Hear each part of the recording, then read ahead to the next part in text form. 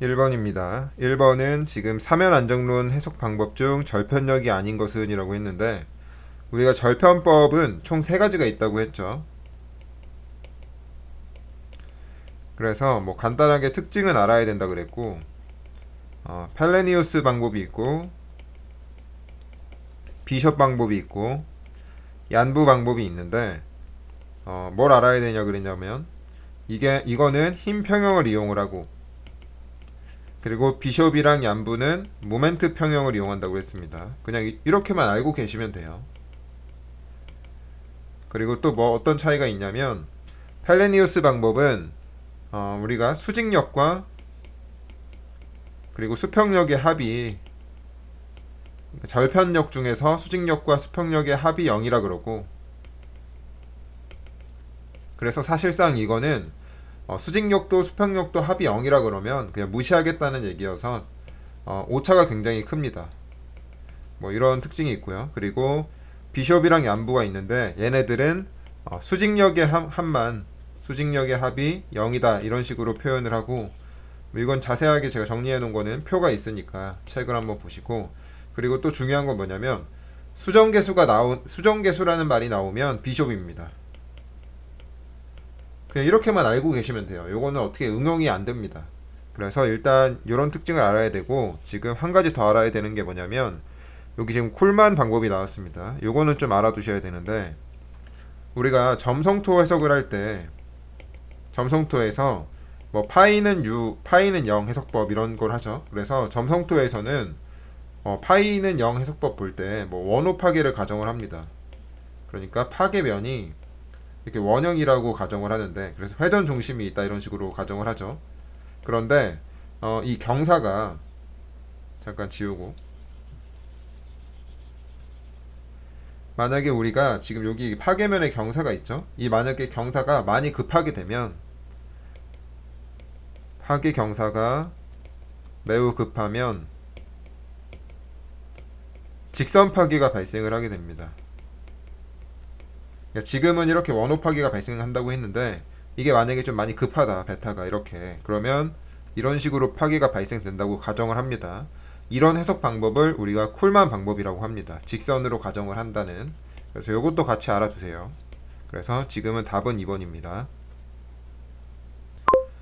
2번입니다. 지금 2번은 뭐 실내 시험을 실시를 했는데, 흑시료의 총 중량이 주어졌고, 그래서 W가 2.21N으로 주어졌고, 그리고 흑만의 중량이 주어졌으니까 이거는 뭐 WS 이런 식으로 표현이 되겠죠. 1.28N이 있고, 흑의 비중이 2.7, 포화도가 75%입니다. 그리고 물이 차지해야 하는 최적을 구하라 그랬는데, 뭐 요거를 구하라고 한 거죠, 최적을. 그런데 토질력학에서 이제 최적은 이렇게 단위 중량으로 무게를 나눠서 구한다고 했습니다. 그래서 이런 식으로 계산을 하면 되는데, WW는 우리가 W에서 WS를 빼서 표현을 할 수가 있죠. 그래서 이런 식으로 표현이 되고, 여기 감마 W가 있고, 그러면 총 무게가 2.121N이고, 흑 입자만의 무게가 1.28N이니까 여기다 대입을 해서 감마 W는 10kN/m 3승이죠. 그래서 이거를 계산을 하게 되면 93cm 3승이 나오게 됩니다. 그래서 지금 뭐 흑의 비중이라든지 포화도는 전혀 이용을 하지 않았습니다. 그래서 항상 문제에서 불필요한 값들을 이렇게 줄 수 있다라는 사실을 항상 인지를 하고 계셔야 됩니다. 항상 학생들이 모든 값들을 다 써야 된다는 그런 강박관념에 사로잡히는 경우가 있어요. 그러면 오히려 막 돌아가게 되는데, 그럴 필요 없고 딱 필요한 값들만 쓰면 됩니다.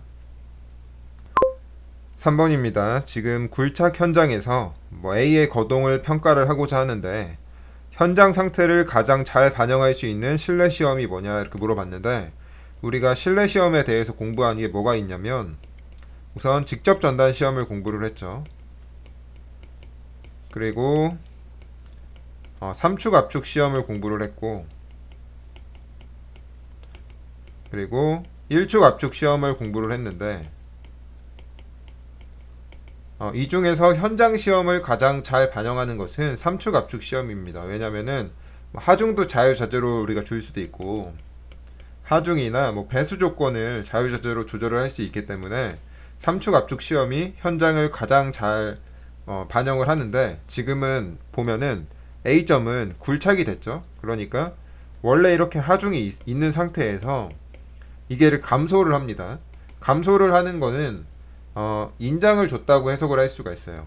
지금 압축을 주고 있던 하중을 감소를 시키면 지금 이 상태에서 오히려 인장력을 줬다고 해석을 할 수 있죠. 그래서 삼축 압축 시험보다는 삼축 인장 시험을 하는 게 맞습니다. 무슨 말인지 아시겠죠? 그래서 2번을 선택하시면 돼요. 그래서 삼축 인장 시험을 따로 공부하진 않는데 그냥 이렇게 삼축 인장 시험을 하는 게 지금 이 조건을 반영을 가장 잘 하니까 답은 2번이 됩니다. 4번입니다. 지금 최대 건조 단위 중량과 최소 건조 단위 중량이 각각 주어졌는데, 그러니까 지금 감마 D 맥스가 16kN per m 3승이고 감마 D 미니멈이 8kN per m 3승입니다. 그리고 상대 밀도가 75%라 그랬는데, 우리가 상대 밀도를 계산하는 식이 뭐 간극비에 대해서도 암기를 해야 되고,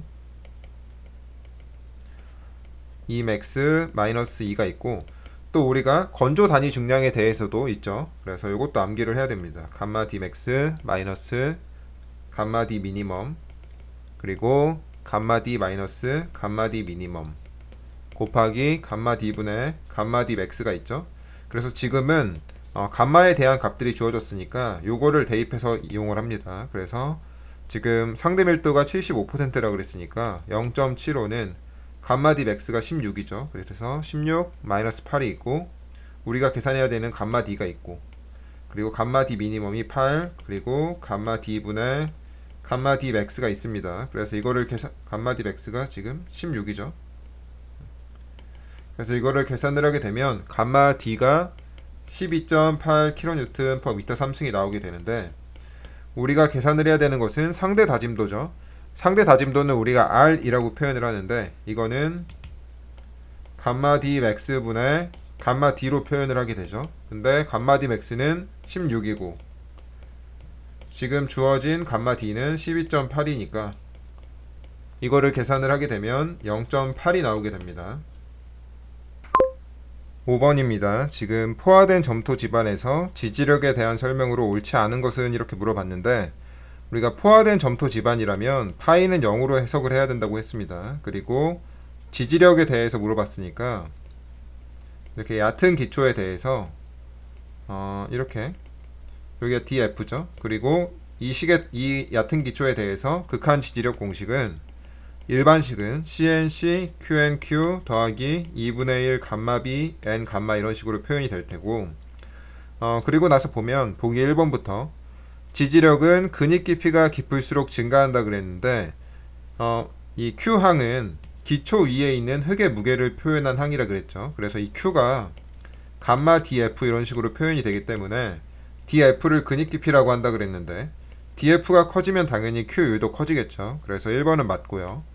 그리고 2번은 기초 형상에 따라 지지력은 달라진다 그랬는데, 우리가 지금 이 기본식은 CNC QNQ 2분의 1 감마 BN 감마는 줄기초 형상을 기초로 한다 그랬고, 줄기초 형상을 가정을 한다 그랬고, 뭐 정사각형 기초나 원형 기초 같은 경우는 알파랑 베타를 도입한다 그랬죠. 그래서 알파 CNC 더하기 QNQ 더하기 베타 감마 B N 감마 이런 식으로 된다 그랬고, 알파는 1.3 정사각형이랑 원형에서 알파는 1.3을 쓴다 그랬고, 정사각형은 베타를 0.4 원형은 0.3 이런 식으로 쓴다 그랬습니다. 그래서 알파랑 베타가 들어가면 당연히 QU 값이 달라지겠죠. 그래서 2번도 맞는 얘기고, 이거는 제가 정리해 놨으니까 다 찾아서 암기를 하시고요.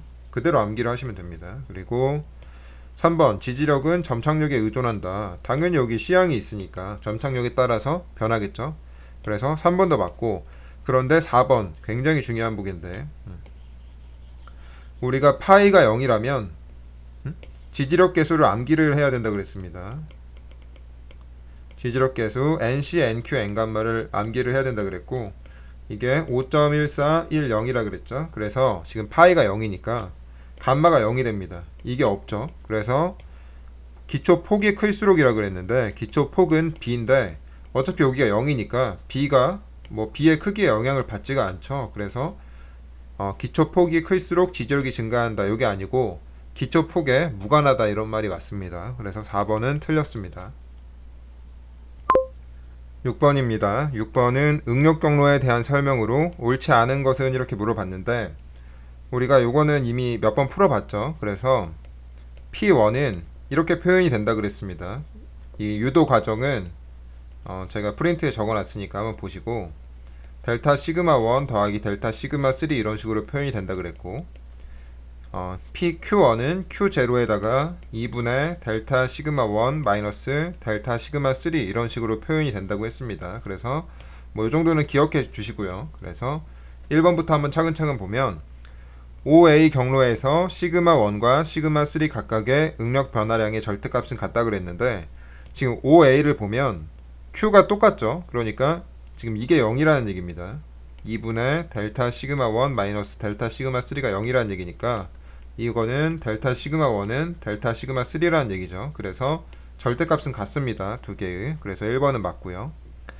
2번은 수평 방향 인장 시험의 응력 경로를 의미한다 그랬는데 OB가 수평 방향 인장 시험이라는 얘기는 인장력은 토질력학에서 인장력은 마이너스죠. 그래서 델타 시그마 3가 이게 지금 마이너스 값을 의미합니다. 그래서 이게 마이너스면 어떻게 되냐면 이게 마이너스가 되겠죠. P1은 P0 그리고 뒤에가 델타 시그마 1은 없고 그러니까 2분의 요게 없고 여기에 어떤 마이너스 값이 있으니까 뭐라고 여기 A라고 표현을 해볼까요? 그러면은 이게 P0보다 작아지죠. 그리고 왼쪽으로 움직일 테고 Q1은 Q0에서 앞에 거는 0이고 마이너스 A니까 플러스죠. 그래서 위로 갈 겁니다. 그래서 수평 인장 시험은 왼쪽 위로 가니까 OB가 맞죠 지금. 그리고 OC를 보면 OC는 지금 P1이 0이죠. 그러니까 이게 0이죠 지금. 그러니까 P1의 변화가 없으니까 이게 0이고 2분의 델타 시그마 1 더하기 델타 시그마 3는 0이니까 이걸 정리를 하게 되면 이렇게 되죠. 그래서 절대값은 다르다고 했는데 같습니다. 그래서 틀렸습니다. 그리고 4번은 OD는 수직방향 압축시험의 응력 경로를 의미한다 이랬는데 수직방향 압축시험이란 얘기는 델타 시그마 1이 있다는 얘기죠. 수직방향 압축 응력. 그리고 요거는 0이고 그러면은 P1은 어떻게 표현이 되냐면 P0 더하기 2분의 델타 시그마 1 더하기 0 이런 식으로 되겠죠. 그러면 플러스니까 오른쪽으로 이동을 할 테고 Q1은 Q0 더하기 2분의 델타 시그마 1 마이너스 0 이렇게 될 테니까 이만큼 더해지죠. 그러면 위로 가겠죠. Q는. 그래서 수직방향 압축시험은 오른쪽 위로 가니까 OD가 맞겠죠. 그래서 4번도 맞습니다. 7번입니다. 이 문제도 벌써 몇 번 풀어본 유형인데 천천히 보면 지금 분사현상에 대한 안전율이 3이 되려면 H가 얼마나 돼야 되는가 했는데 분사현상이라는 것은 언제 발생을 한다 그랬냐면 I 값이 ICR이랑 같아지면 이제 분사가 발생한다고 했습니다. 그런데 지금은 안전율이 3을 고려를 하라고 했으니까 이게 무슨 말이냐면 안전율이라는 것은 외력분의 저항력이라고 표현이 된다고 했죠. 그래서 동수경사에 대해서는 I가 외력이 되는 거고 저항력은 ICR이 되는 거겠죠. 그래서 이런 개념을 일단 갖고 I랑 ICR을 한번 구해보겠습니다.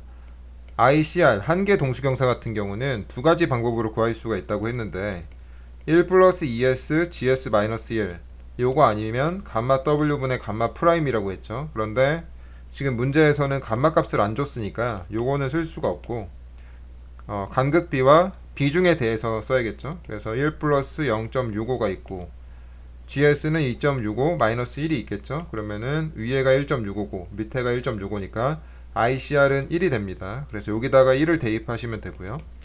I 같은 경우는 동수경사 I는 물이 흐른 길이분의 전수두 차 이렇게 표현을 하죠. 그런데 지금 물이 흐른 길이가 30cm고 전수두 차는 여기 하류면과 상류면의 수위차라고 했습니다. 그래서 여기다가 똑같이 H를 쓰시면 되고 그래서 이거를 여기다 대입을 하면 되겠죠. 그래서 문제를 어떻게 풀어야 되냐면 FS는 30cm 분의 H가 나오고 위에는 1 이게 3이 돼야 될 때 3일 때 h는 얼마냐, 요거를 계산해 보면 h가 10cm가 나오게 됩니다. 8번입니다. 지금 이거는 단위 중량이 주어졌고 내부 마찰각이 주어졌고 잠착력이 이렇게 주어졌는데 높이 6m의 농맥에서 인장 균열이 발생했습니다. 지금. 그리고 인장 균열이 발생하기 전에 비해 발생한 후에 주동토합이 얼마나 변화했는가 이렇게 물어봤는데 천천히 한번 구해보면 지금 뭐 친절하게 주동토합 구하는 공식이 있죠. 뭐 탄젠트로 구해도 되는데 저는 뭐 이렇게 구하는 걸 추천을 드립니다. 이게 더 간단하기 때문에. 그래서 똑같은데 개인차가 좀 있죠. 저는 항상 이걸로 풀기 때문에. 그래서 1 마이너스 사인 30을 하게 되면 이게 3분의 1이 나오겠죠. 그러면 그 다음에 바로 주동토합식을 쓰라 그랬고 지금 뭐 상제하중이나 뭐 지하수위에 대한 얘기가 없기 때문에 바로 쓸 수 있죠. KA 감마 Z 마이너스 2C 루트 KA 바로 쓸 수 있고 KA가 3분의 1이고 지금 감마가 18kN이죠. 18kN per 미터 3승이고 Z 마이너스 2에 점착력은 9라 그랬고 그리고 루트 3분의 1 이렇게 해서 이거를 표현을 하게 되면 뭐 굳이 정리도 할 필요도 없고 여기다가 바로 이제 Z에 대해서 그리는 거죠. 그래서 이쪽을 Z라고 놓으면 Z가 0일 때 여기만 남겠죠? 그러면은 여기 얼마인가요? 18 루트 3분의 1이니까 이거를 루트 3 루트 3 하면 6 루트 3이 나오겠네요. 마이너스 6 루트 3.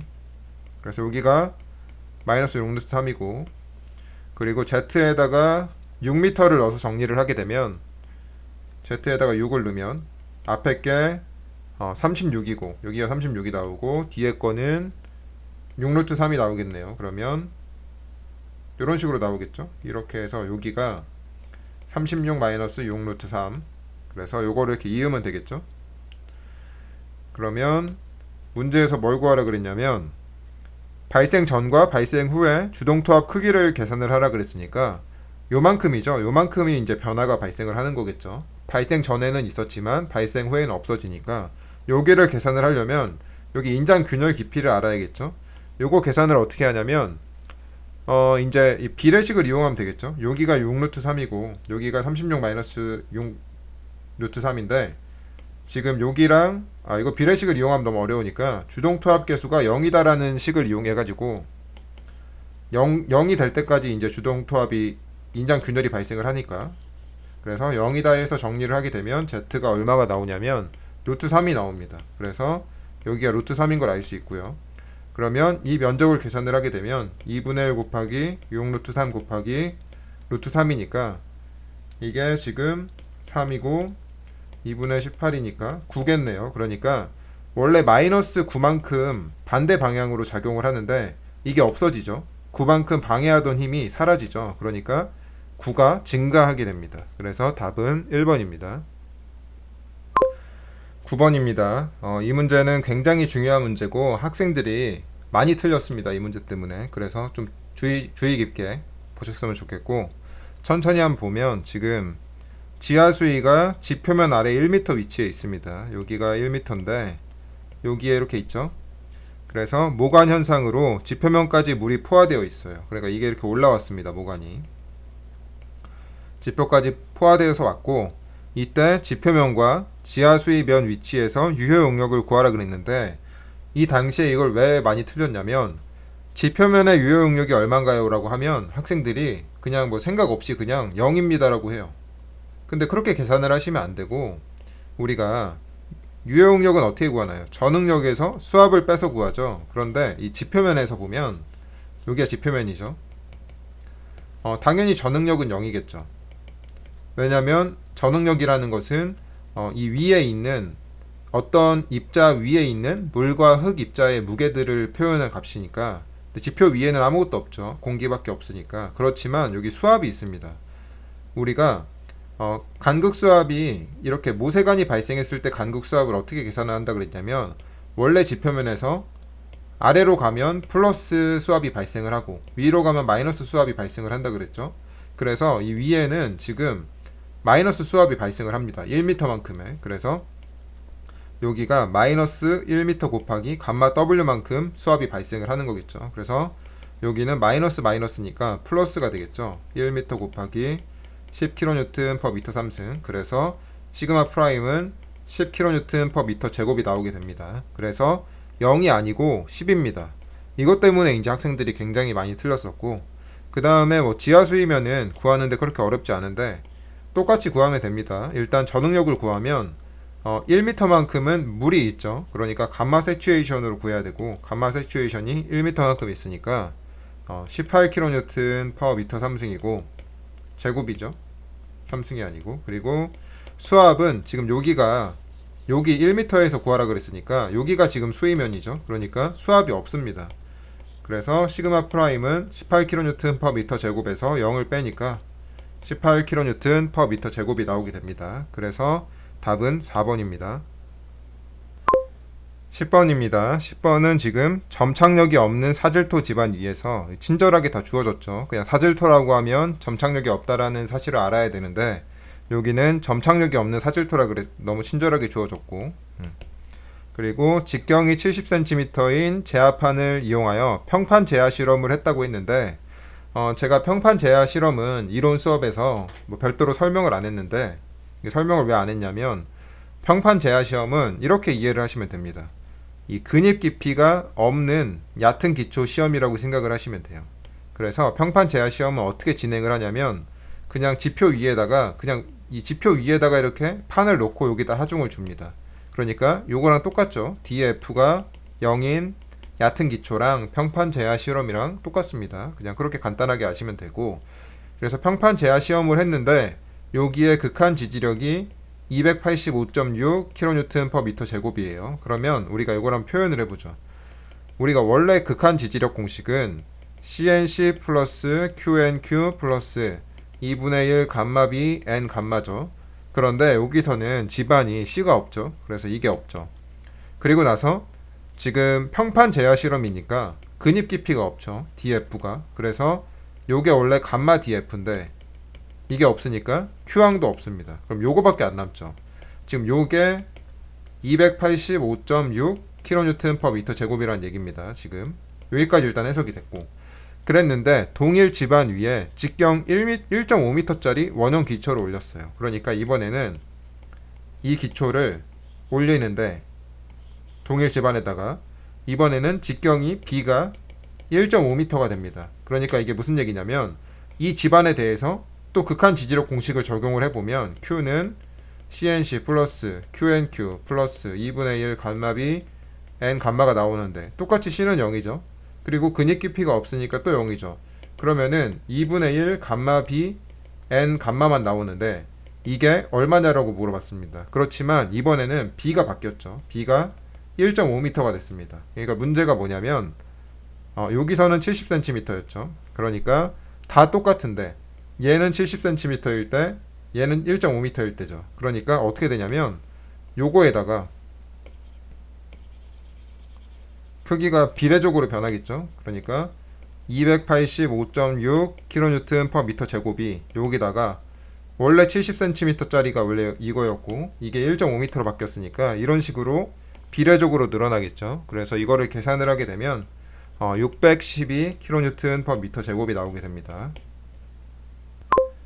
11번입니다. 지금 말뚝 기초에서 부주면 마찰력이 발생하는 경우로 옳지 않은 것은 이렇게 물어봤는데, 우리가 부주면 마찰력이 뭐라 그랬냐면 간략하게 설명을 해보면 이렇게 말뚝이 타입되고 이렇게 지표가 있습니다. 그러면 이 말뚝에 주변 흙이 말뚝보다 더 침하를 하면 이 흙이 말뚝을 끌고 밑으로 내려갑니다. 그래서 이렇게 아래 방향으로 발생하는 주면 마찰력을 부주면 마찰력이라고 하는데, 다시 한번 설명을 하자면 흙이 말뚝보다 더 많이 침하를 해야만 발생을 합니다. 그래서 이 원인을 찾으라 그러면 흙이 말뚝보다 더 많이 침하되는 그런 경우를 찾으시면 돼요. 그래서 1번을 먼저 보면 연약지반에 말뚝을 타입한 후에 성토를 하면 여기에 추가 하중이 가해지겠죠. 그러면 흙의 유효 응력이 증가를 하게 되니까 집안에서 안밀 침하가 발생을 할 테고, 그러면은 흙이 말뚝을 밑으로 끌고 내려가게 됩니다. 그래서 1번이 맞는 보기고,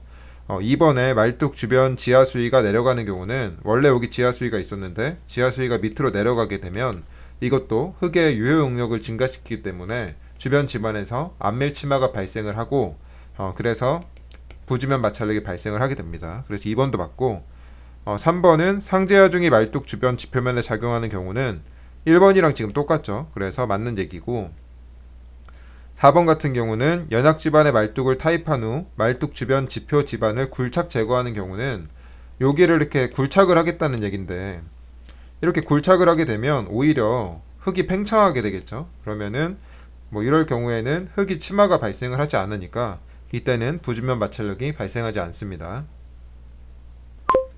12번입니다. 이 문제 같은 경우는 지금 높이가 6m고 단위 중량이 18kN/m 3승이고 내부 마찰각이 30도인 사질토 집안이라 그랬으니까 C가 0이죠. 요거는 바로 캐치를 해야 된다고 했고 그리고 수평 변이가 전혀 일어나지 않도록 지지하기 위한 정지토합의 크기를 계산을 하라고 했는데 수평 변이가 발생을 하지 않으면 정지토합이 발생을 한다 그랬고 그때 정지토합 개수는 우리가 1 마이너스 사인 파이 이런 식으로 계산을 한다고 했습니다. 그래서 1 마이너스 사인 30도니까 2분의 1이 나오게 됩니다. 그래서 우리가 정지토합은 지금 뭐 이렇게 삼각형 삼각 등분포 하중으로 분포를 하겠죠. 그래서 이렇게 표현이 될 테고 정지토합은 감마 Z 이런 식으로 표현이 될 테니까 수직토합이 감마 Z고 수평토합은 K0 감마 Z겠죠. 그래서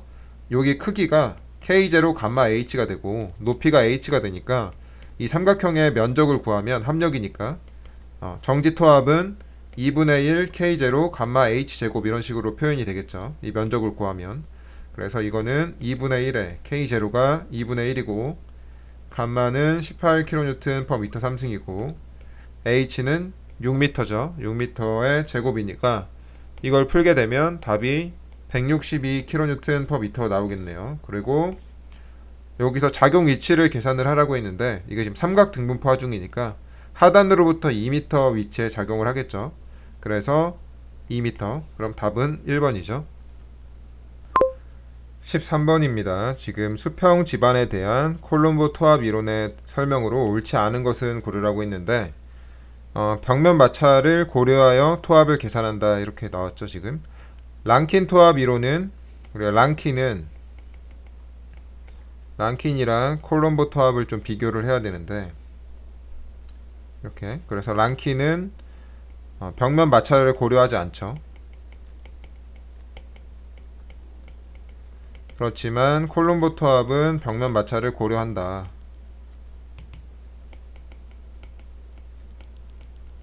그래서 1번은 맞는 얘기고 2번은 연직벽체의 경우 주동토합은 랑킨 주동토합보다 작다라고 했는데 요거는 제가 중요한 문장을 외우라 그랬죠.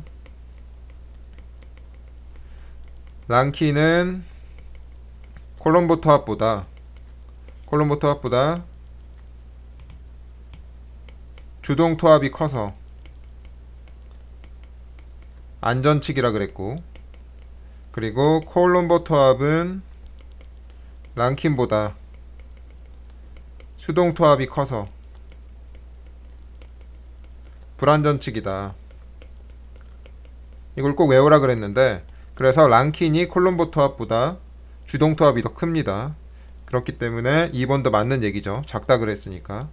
그리고 3번은 흑세기를 강체로 가정한 토합이다라고 했는데 랑킨 토합은 우리가 모원을 이용을 하죠. 그리고 콜롬보 토합은 우리가 힘 평형을 이용을 합니다.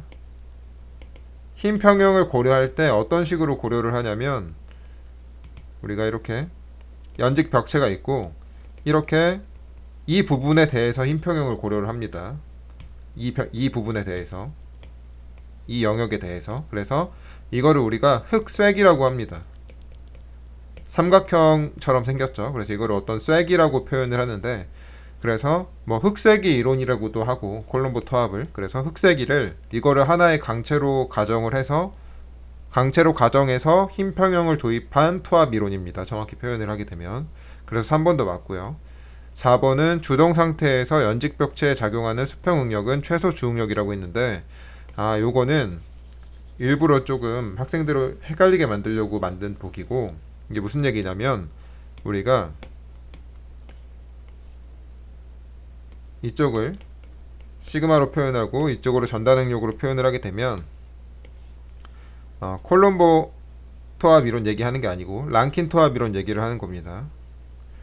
랑킨 토합 이론에서 다시 맨 처음에 초기 상태는 이렇게 생겼겠죠. 그래서 연지 극력이 여기 있었을 테고 이쪽을 뭐 K0 시그마 V 이런 식으로 표현을 할 수 있다고 했습니다. 그런데 지금 이 상태에서 이 주동, 그러니까 이 수평 응력이 횡 구속이 작아지는 방향으로 흙의 변형이 발생을 하게 되면 이게 점점 작아지죠. 그러면 모원이 점점 커져서 여기 딱 접하게 되는데, 이때 수평 응력을 우리가 주동 토합이라고 했습니다. 그래서 주동 상태에서 연직벽체에 작용하는 수평 응력은 최소 주응력이다. 지금 이게 최소 주응력이죠.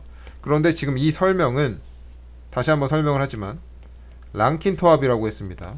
랑킨 토합에서 모원을 이용해서 주동 토합을 산정하는 방법이 요거였죠. 그런데 지금 보기는 콜롬보 토합 이론에 대한 설명인데 랑킨 토합이 나왔으니까 틀렸죠. 그래서 4번이 답입니다. 14번입니다. 이 문제는 너무 쉬운 문제라서 간단하게 한번 설명을 해보겠습니다. 지금 10m 두께의 점토층이 모래층 사이에 분포하는데, 이게 무슨 얘기냐면 사실 이건 내용도 필요가 없는데, 여기가 10m고 여기가 점토입니다. 그리고 모래층 사이에 존재한다 그랬으니까 지금 이런 상황이죠.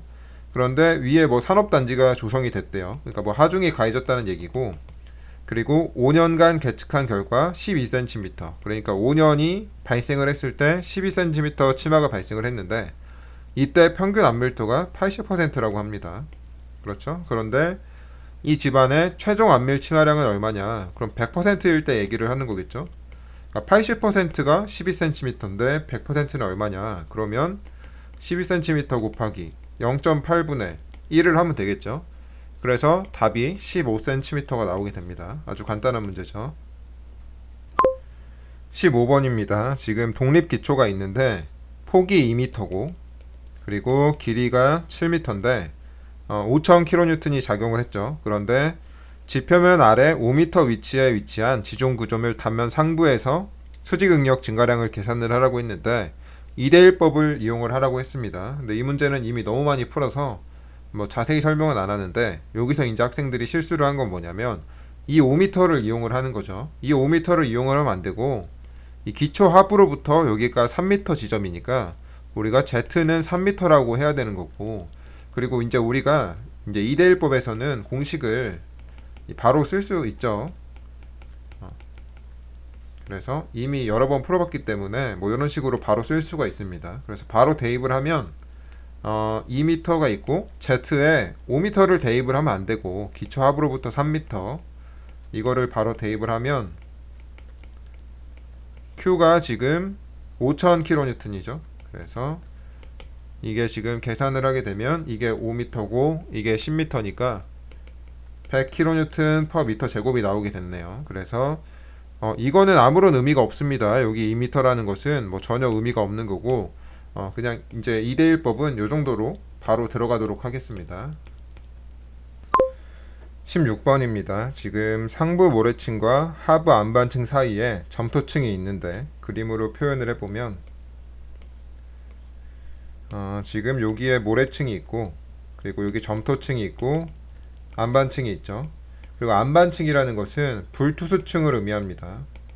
물이 흐를 수 없는 집안을 의미하고요. 그래서 안밀 속도를 계산을 했는데 90% 안밀에 소요되는 시간이 5년이라고 했습니다. 그래서 우리가 점토층을 H라고 표현을 하게 되면 지금 배수거리가 밑으로는 흐를 수가 없으니까 여기서 여기 있던 물이 이렇게 흘러야 되죠. 그래서 H가 HDR이 되니까 우리가 시간 계수를 표현을 하게 되면 HDR 제곱분의 CVT죠. 그런데 지금 HDR은 H가 되고 CV가 있고 T는 5년이라고 했죠. 그래서 이게 지금 첫 번째 조건인데 이 상황에서 만약에 하부의 안반층 대신에 모래층이 존재한다면, 그러니까 여기가 모래층이었다면 어떻게 될 것이냐. 그러면 여기서 위아래로 흐르게 되죠. 그러면 배수거리는 2분의 h가 됩니다. 그리고 똑같은 점토니까 CV는 같고요. 그리고 90% 암밀에 소요되는 시간을 구하라 그랬죠. 지금 이게 90% 암밀에 소요되는 TV니까 이 90% 암밀, 90% 암밀 똑같으니까 시간 계수도 똑같습니다. 시간 계수와 암밀도는 1대1 대응 관계라 그랬어요. 그래서 시간 계수 암밀도가 똑같다면 시간 계수는 똑같아요. 그래서 지금 이런 등호가 성립을 하고, 그런데 우리가 계산을 해야 되는 것은 요거죠. 그래서 어떻게 요거랑 정리를 하게 되면 h제곱분의 cv 곱하기 5년이 있고, 이거는 4가 위로 올라가면 4cvt가 있죠. 그래서 h제곱 날리고 cv 날리면 5년은 4t니까 t는 4분의 5년에서 1.25년이 됩니다. 17번입니다. 지금 10m 두께의 점토 지반이 있는데, 그래서 h가 10m란 얘기고, 그래서 시료를 채취해서 암밀 시험을 수행을 하는데, 뭐 이렇게 하중 강도에서 간극비가 이렇게 1대1 대응하게 표가 주어졌네요. 그리고 이 점토 지반의 초기 평균 유효 응력이, 그러니까 시그마 제로 프라임이 100kN per 미터 제곱인 상황에서 지표면에 200kN per 미터 제곱의 등분포 하중이 넓게 분포를 하게 된다면, 요거를 해석할 줄 알아야 되는데, 이거는 이미 몇 번 한번 설명을 했는데, 이렇게 무한 등분포 하중이 작용을 하게 되면 이 집안에서 발생되는 연직 응력 증가량은 이 무한 등분포 하중의 크기랑 똑같다고 했습니다. 그래서 지금 시그마 1 프라임은 무한 등분포 하중이 작용하고 난 후에 연직 응력은 시그마 제로 프라임에다가 q를 더한 값과 똑같습니다. 그래서 이게 100이고 q가 지금 200이라 그랬으니까 나중은 300kN per 미터 제곱이 됐겠죠. 지금 이 상황이고, 지금 그리고 뭘 구하라 그랬냐면 최종 암밀 치마량을 계산을 하라고 했는데, 시그마 제로 프라임일 때 이 값이 있죠. 그러니까 100일 때 1이고 300일 때는 0.6이죠. 그런데 우리가 델타 H는 간극비를 이용을 해서 1 플러스 2 제로분의 델타 2 H 이런 식으로 구할 수 있다고 했습니다. 이건 이론 강의에서 설명을 했으니까, 그래서 1 플러스 초기 간극비가 1이죠. 그래서 1을 넣고 델타 2는 1에서 0.6이 됐으니까 0.4만큼 변했고, 두께는 10m죠. 그래서 이거를 풀게 되면 2m가 나오게 됩니다. 18번입니다. 지금 안반층 위에 5m 두께의 모래층이 경사 15도로 자연 무한 사면으로 구성되어 있는데, 지금 뭐 결론적으로 안전율을 구하라는 문제니까 그림을 한번 그려보겠습니다. 지금 어떤 상황이냐면 이렇게 있고, 여기가 15도라는 얘기고 여기가 h가 5m란 얘기고, 지금 무한 사면이죠. 그런데 지금 내부 마찰각이 30도고 포화 단위 중량이 주어졌죠. 감마 세츄에이션이 20kN per 미터 3승이라 그랬고, 지하수가 있는 경우와 없는 경우에 안전율의 비를 구하라고 했는데, 무한 사면의 안전율 얘기가 나오면 일단 이걸 쓰라 그랬습니다. 일반식을 감마 h 코사인 베타 사인 베타, 그리고 감마 h 코사인 제곱 베타 탄젠트 파이 플러스 c를 쓰라고 했고, 그리고 여기서 제가 지금 여기를 설명을 안 했는데, 모래층이라 그러면 c는 0입니다. 그래서 이걸 날립니다. 그리고 나서 식을 정리를 하게 되면 h 날리고 코사인 베타 날리고, 그리고 또 강조를 하는데 감마 좀 제발 지우지 마세요. 이거 지워서 틀리는 학생들이 너무 많습니다. 감마는 조건에 따라서 다르기 때문에 이렇게 날리면 안 된다고 했습니다. 그래서 정리를 하게 되면 감마가 있고 탄젠트 베타, 탄젠트 파이가 이렇게 있겠죠. 지금 이렇게 정리가 되는데, 이제 여기다가 이제 감마 값에다가 조건에 따라서 대입을 하면 되죠. 지하수가 있는 경우는 지하수가 지표면과 일치한다고 했으니까 요거는 사면을 따라 흐르는 경우죠.